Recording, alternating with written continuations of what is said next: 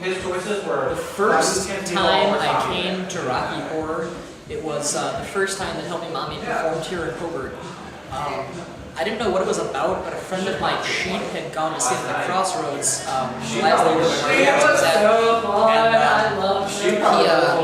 he would always like quote it and tell me about it, and I was very confused. And he's like, "Hey, Will, we should go see it at Lower Art when it comes there." I'm like, "I don't know, Sheep. I hear some crazy stuff goes on at the Rocky Picture Horror Show." And he's like, "It'll be great." I'm like, "Okay." So I grabbed a handful of singles. I think I was wearing like a red leather jacket, like red corduroy pants with a red hat. And I was like, "That'll be cool, right?" With no shirt.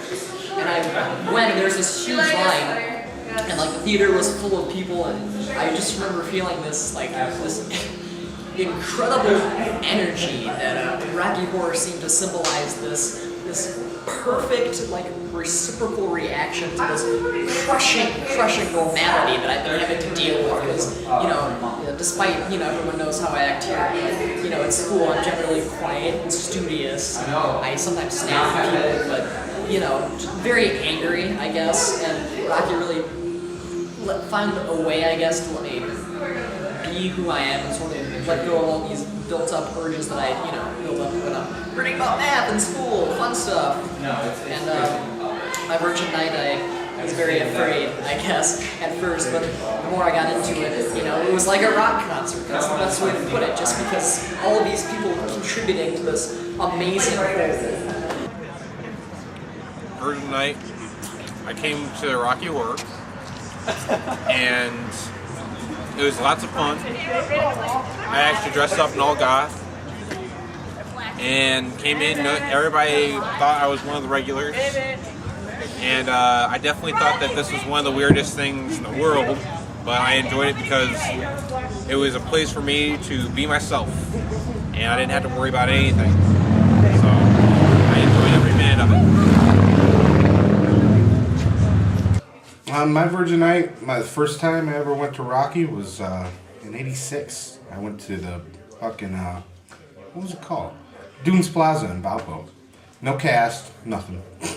Just a theater full of rowdy fucking teenagers, and it was insane. Those people were fucking nuts. They wanted blood.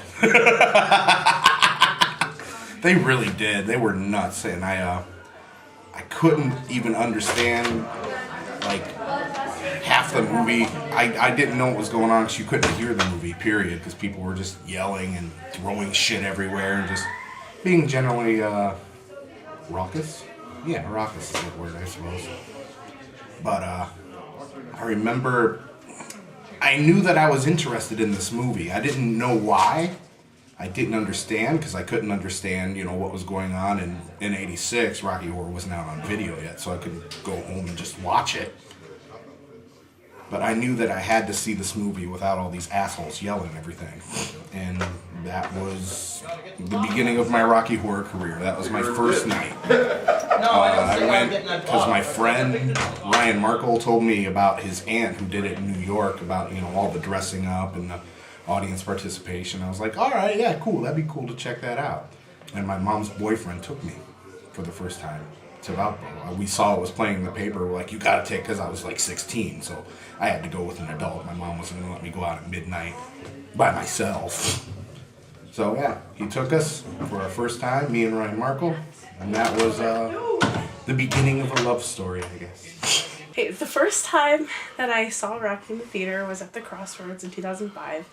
I honestly don't remember a lot. I remember how scared I was. My friend made me get marked, and when they were picking virgins, I completely shied away from it. But when I think back, just being a part of it all now, I think if I had just gone up there and I have acted crazy, that it wouldn't have mattered, that people don't care here.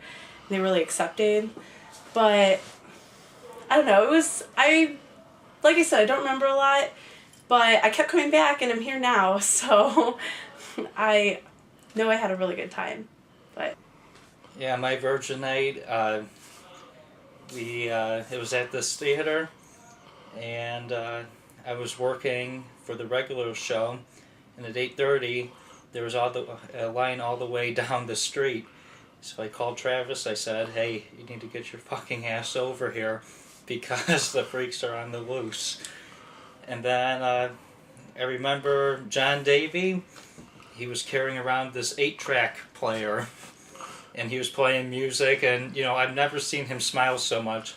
That night, Amanda, she was hoping that we would get 100 people. She didn't think that we were gonna. She was hoping that we would have a good turnout. That night, we had over 500 people. We sold out the theater, and we actually had to turn at least 20 people away. And I thought it was awesome, especially seeing all that toilet paper when they announced Dr. Scott coming out. And it was a real surprise for me. That was the first time I saw it in the theater. I saw the actual movie a week before we played it because I wanted to see what the fuss was all about. That night, I watched the movie at Travis's house. We actually watched it 3 times because I wanted to hear the audience participation. I also had them play the British version and then the American version. I fell in love with the movie.